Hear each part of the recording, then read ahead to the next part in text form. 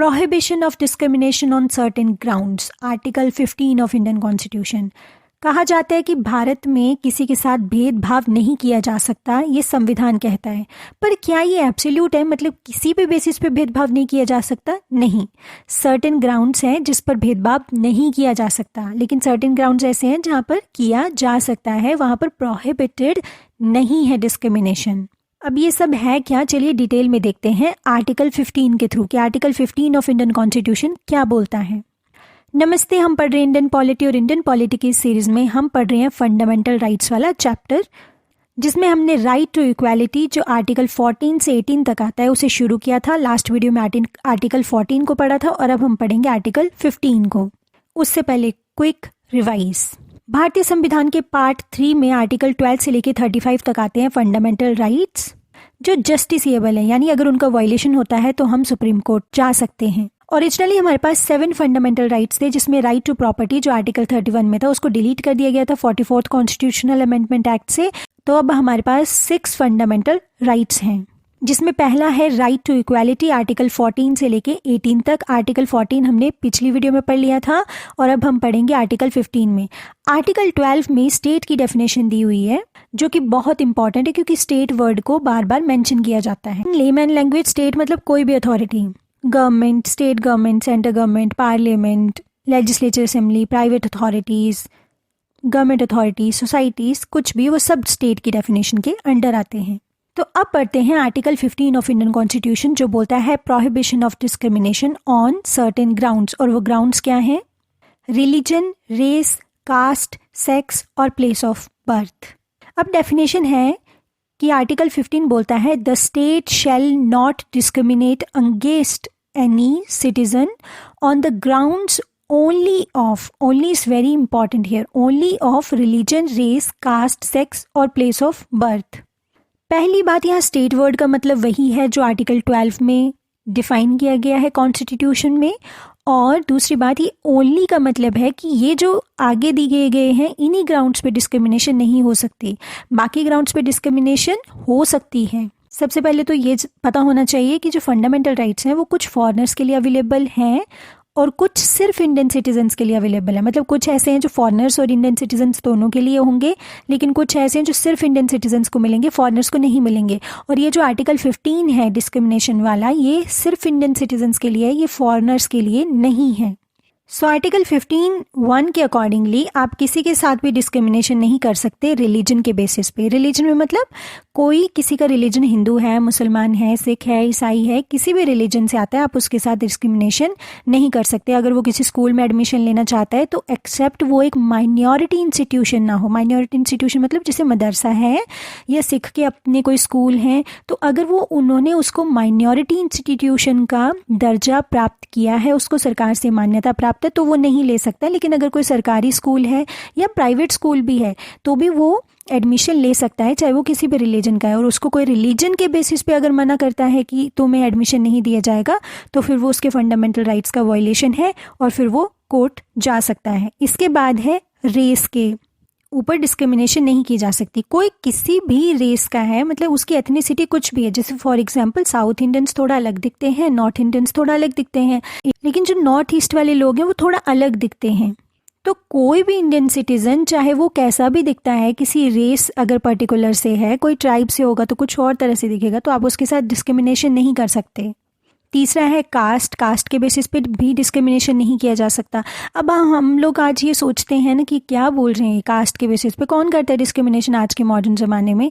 लेकिन जब ये कॉन्स्टिट्यूशन लिखा गया था ना, तब ये लिखना बहुत ज़्यादा ज़रूरी था, क्योंकि उस टाइम कास्टिज़म बहुत बहुत ज़्यादा था और कुछ एरियाज़ में तो अभी भी बहुत ज़्यादा है। लेकिन आर्टिकल 15 बोलता है कि कास्ट के बेसिस पे अगर आपके साथ किसी ने कोई डिस्क्रिमिनेशन किया तो वो आपके फंडामेंटल राइट्स का उल्लंघन है और आप फिर जाइए कोर्ट। फोर्थ है सेक्स।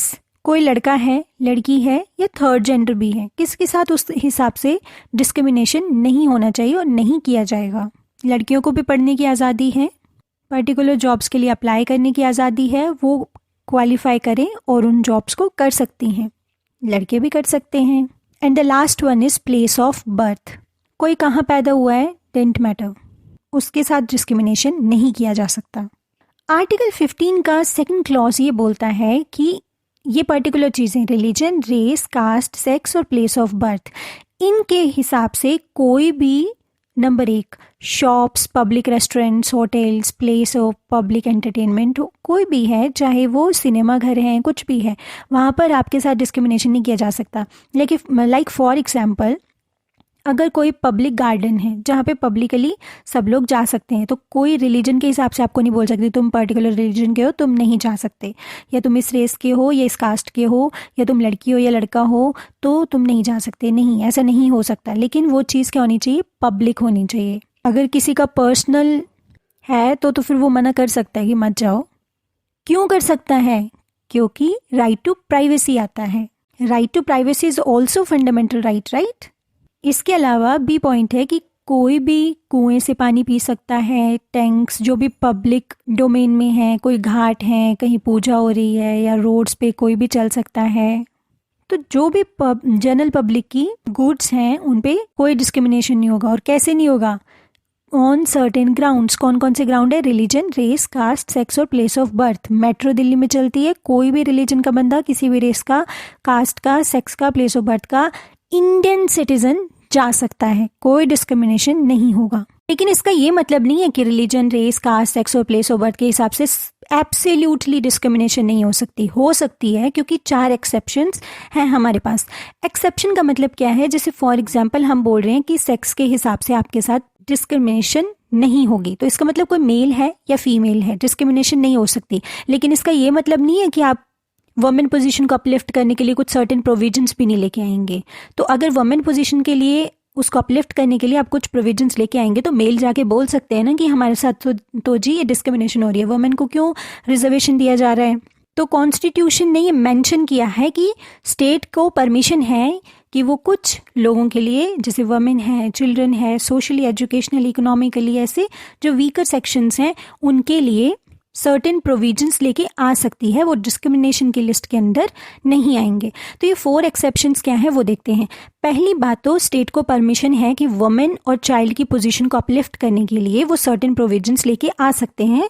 और हमने टाइम टू टाइम देखा भी है कि रिजर्वेशन दिया गया है वुमेन को लोकल बॉडीज में, रिसेंटली लोकसभा में, राज्यसभा में। बच्चों के लिए फ्री एजुकेशन की बात होती है तो ये स्टेट कर सकता है, इसमें डिस्क्रिमिनेशन वाला कॉन्सेप्ट नहीं आएगा।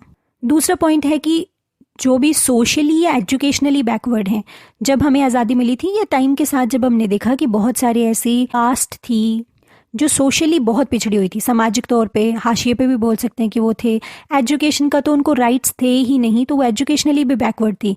तो कॉन्स्टिट्यूशन बोलता था ओरिजिनली कि आप उनके लिए, उनको अपलिफ्ट करने के लिए, उनके एडवांसमेंट के लिए स्टेट को परमिशन है कि आप सर्टेन प्रोविजंस लेके आ सकते हैं, और वो भी डिस्क्रिमिनेशन की लिस्ट के अंदर नहीं आएगा। कि जो समाज में बेटर हैं, जिनकी पोजीशन एजुकेशनली या सोशली बेटर है, तो वो बोले कि जी नहीं हमारे साथ तो डिस्क्रिमिनेशन हो रहा है, इनको क्यों रिजर्वेशन दे रहे हो आप, वो नहीं बोल सकते।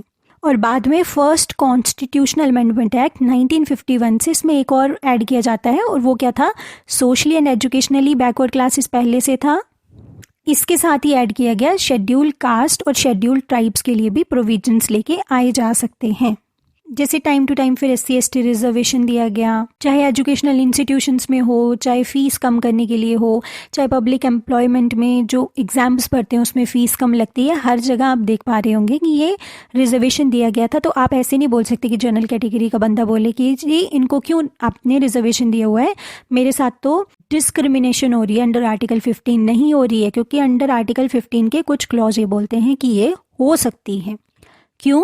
क्योंकि वो सोशली एजुकेशनली बैकवर्ड थे। इसके अलावा थर्ड पॉइंट बोलता है कि जो माइनॉरिटी एजुकेशनल इंस्टीट्यूशन है, जिनको हम फर्दर आर्टिकल्स में भी पढ़ेंगे, जो एक पर्टिकुलर माइनॉरिटी को बिलोंग करते हैं, उनको छोड़ के बाकी चाहे गवर्नमेंट इंस्टीट्यूशंस हैं, चाहे प्राइवेट इंस्टीट्यूशंस हैं, चाहे उन्हें सरकार एड करती है चाहे अनएड करती है, मतलब चाहे उनको फंड्स देती है चाहे नहीं देती है, उनमें सोशली एजुकेशनली बैकवर्ड क्लासेस या SC/ST सिटीजन्स की एडमिशन के लिए सरकार सर्टेन प्रोविजंस बना सकती। मतलब सरकार के पास ये पावर है, वो इन लोगों की, किसकी? सोशली एजुकेशनली बैकवर्ड क्लासेस के लिए, SC/ST के लिए, उनके एडवांसमेंट के लिए कुछ प्रोविजंस बना सकती है, प्राइवेट इंस्टीट्यूशंस के लिए भी, गवर्नमेंट इंस्टीट्यूशंस के लिए भी, हाँ, एक्सेप्ट माइनॉरिटी इंस्टीट्यूशंस।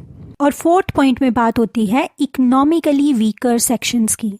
कि उनके लिए भी प्रोविजंस बनाए जा सकते हैं। ये क्लॉज बोलता है कि स्टेट को अलाउ है कि वो 10% सीट्स को एजुकेशनल इंस्टीट्यूशंस में रिजर्व करके रख सकते हैं ताकि उसमें पर्टिकुलर इकोनॉमिक वीकर सेक्शंस के बच्चे ही एडमिशन ले सकें।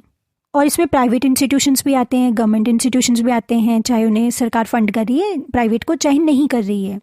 हाँ, लेकिन of course minority educational institutions नहीं आएंगे। और ये जो 10% का रिजर्वेशन होगा ना, ये एक्चुअली एडिशन होगा कि अगर पहले कोई रिजर्वेशन दिया गया उसमें एडिशन 10%, ऐसे जो पहले है उसके हिसाब से नहीं। और ये इकोनॉमिकली वीकर सेक्शन के लिए जो रिजर्वेशन का प्रोविजन है, ये हम सब जानते हैं कि 103rd कॉन्स्टिट्यूशनल अमेंडमेंट एक्ट 2019 से आएगा। तो क्या बोलता है 103rd कॉन्स्टिट्यूशनल अमेंडमेंट एक्ट 2019 की किसी भी एजुकेशनल इंस्टीट्यूशन में रिजर्वेशन है एडमिशन के लिए 10% रिजर्वेशन इकोनॉमिकली वीकर सेक्शंस के लिए।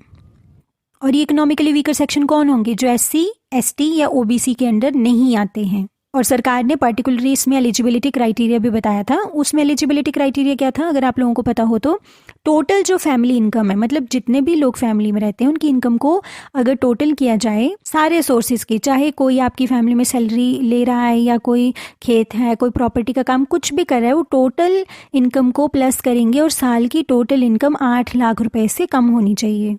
और कुछ और पॉइंट्स हैं कि अगर जैसे 5 एकड़ एग्रीकल्चर लैंड, अगर उससे ऊपर 5 एकड़ से ज़्यादा आपके पास एग्रीकल्चर लैंड है तो आप EWS की कैटेगरी में नहीं आते हैं। आपके पास 1000 स्क्वायर फीट का एक रेजिडेंशियल फ्लैट है या उससे ऊपर है तो आप नहीं EWS की कैटेगरी में आते हैं। किसी नोटिफाइड म्यूनसिपैलिटी में अगर 100 स्क्वायर यार्ड से बड़ा आपका रेजिडेंशियल प्लॉट है तो नहीं आते हैं। एक दो और भी चीज़ें हैं जिसके हिसाब से आपको EWS का क्राइटेरिया, आप उसके अंडर आते हैं या नहीं आते, उस हिसाब से आपको मिलता है या नहीं मिलता है। तो EWS होने के लिए आपको SC या ST या OBC में से किसी का भी रिजर्वेशन नहीं मिल रहा होना चाहिए। अब ये OBC का रिजर्वेशन तो रह गया। एक्चुअली OBC का रिजर्वेशन जो 27% रिजर्वेशन है, ये मंडल कमीशन की रिपोर्ट के बाद आता है।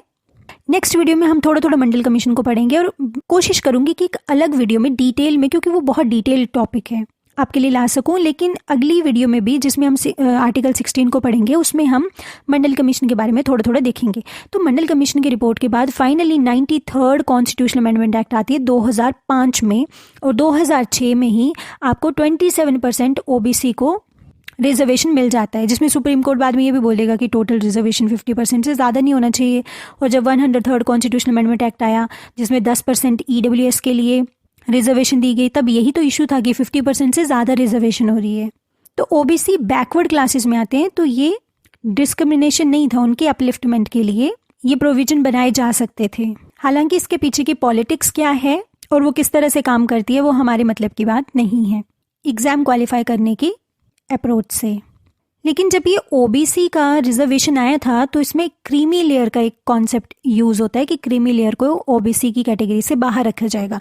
क्रीमी लेयर मतलब ग्रुप A, ग्रुप B वाले ऑफिसर्स, क्लास 1 ऑफिसर्स, चेयरमैन हैं, IAS ऑफिसर्स, IPS ऑफिसर्स, कोई भी कॉन्स्टिट्यूशनल पोजीशन पे उनके बच्चे, डॉक्टर्स, लॉयर्स। तो आप खुद ही सोच सकते हैं कि मतलब एक सीलिंग लिमिट बना दी गई, और वो ये थी कि एनुअली अगर कोई 8 लाख रुपए से ज़्यादा इनकम अर्न कर रहा है तो वो OBC की कैटेगरी में फॉल नहीं होता है। हालांकि जब ये इंट्रोड्यूस किया गया था क्रीमी लेयर का कॉन्सेप्ट 1993 में, तो उस टाइम पे 1 लाख था एनुअल इनकम, बट 1993 और 2024 में फ़र्क भी है।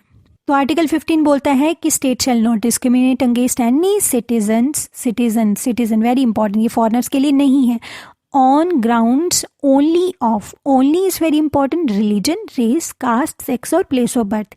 लेकिन ऐसा नहीं है कि एब्सोल्यूट है, डिस्क्रिमिनेशन हो सकती है उन सर्टेन ग्राउंड्स जो हमने इस वीडियो में पढ़ लिया। अब वीडियो बहुत लंबी हो गई है, नेक्स्ट आर्टिकल को हम नेक्स्ट वीडियो में देखेंगे। Till then, thank you.